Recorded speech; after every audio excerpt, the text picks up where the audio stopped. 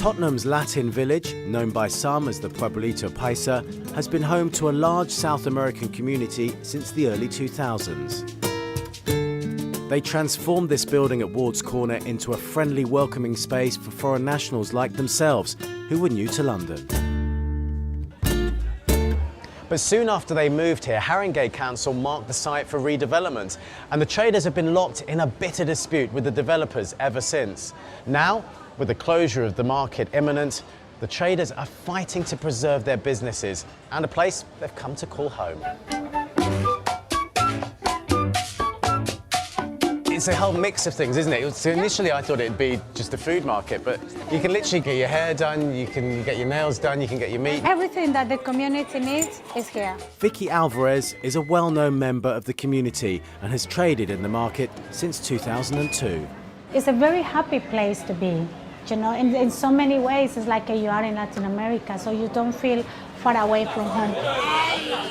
This market has been an integral part of London's Latin community for over 16 years. But ever since Haringey Council decided to redevelop the area, Vicky and her fellow traders have been concerned for their future. In September, the market will close, and the traders have been told they'll have a weekend to move their units across the road to a new building. That one there, Apex House. If Granger, the developer, get their way, it will be the traders' home for a number of years until the Ward's Corner redevelopment is finished. But traders fear their businesses will not survive the move. They worry the market will lose the atmosphere and social aspect it has built up over 2 decades. The moment we step out from this building, all this business you see, each one of them, look around, it's not going to last for 6 months. For me, it's not good because I have my job here. My customer is coming all the way here. It's a family. At the moment, the council not listen very well. I need, the council listen for Latin American people. In March 2018, the traders went to the United Nations looking for help. Now the UN said the development was a gentrification project that represents a threat to cultural life. But Granger insists that they are keen to keep the community alive and a part of Seven Sisters. I think very much ensuring that the traders who are currently in the market move across all together as one will go a long way to preserving the character that's there and the activities that go on within the market. But what are Granger actually doing to ensure the community remains an integral part throughout the redevelopment? We've in the past had a programme of engagement with traders where we sought to understand a bit more about how they operate and what their businesses need as part of the move. We'll be looking to understand that a little bit more about what concerns they have about moving and what support they might need to make the transition into this temporary market here as seamless as possible. We don't want that vibe of that Latin American market to disappear. The council partnered with Granger, who promised to freeze rent for 18 months in the new development. But for Vicky and the traders, their biggest concern is that the rent will not be sustainable after that time, and worry they'll be priced out to make way for businesses willing to pay more for a prime location. They say, okay, the rent is going to be sustainable for 18 months. 18 months is absolutely nothing in comparison of 16 years. November last year, they increased the rent by 25% in 1 week. My worry is as soon as we step out from this building, the protection that we already have here, the little umbrella that we all under, is not going to be there anymore. If this place is knocked down and the community are going to be relocated, the community are going to lose out. Granger has guaranteed the traders a 5-year rental plan, at the end of which rents need to be agreed with the local authority. But what do the council have to say about the traders' fears of being priced out? When market rents are going to be appraised after the next 5 years, then they're going to be held in line with other markets nearby. We understand that traders are concerned. We're on their side to make sure that this isn't going to be the situation that happens. Just like Granger, Haringey Council are firm in the belief that the regeneration of Ward's Corner is in the interests of the wider community.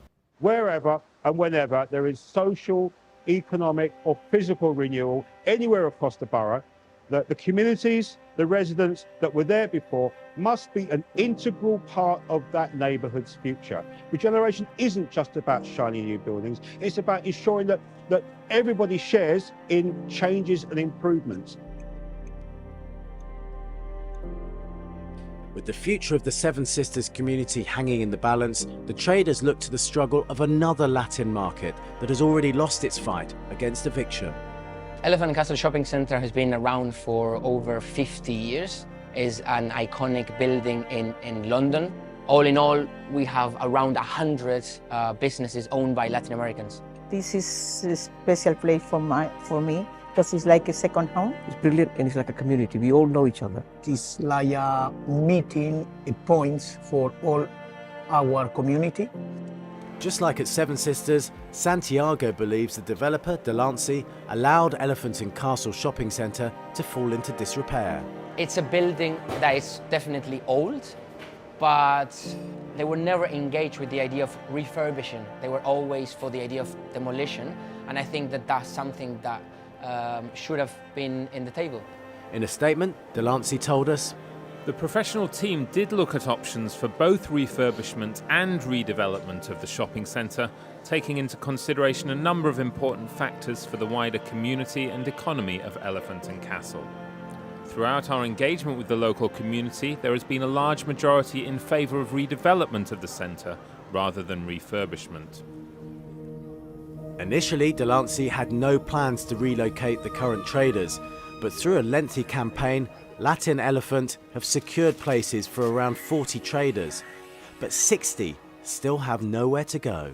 Essentially, I think that there are two main Latin American hubs being at risk of displacement, and this is something we should be looking at very seriously. And I think that we shouldn't be losing such a significant community in the city.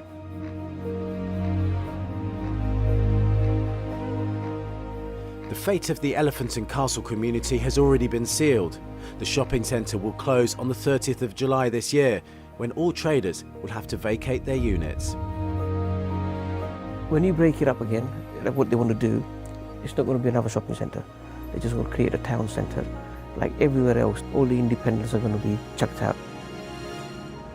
Back at Seven Sisters, the traders' fight for survival is still ongoing, but time is running out. I think the Latin American community are going through an apocalyptic moment.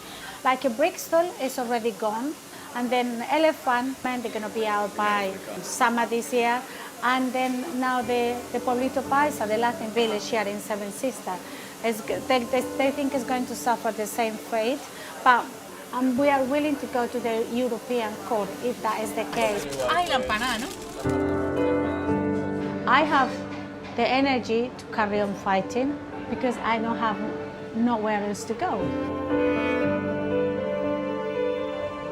The battle for Ward's Corner is symptomatic of the regeneration affecting communities right across London.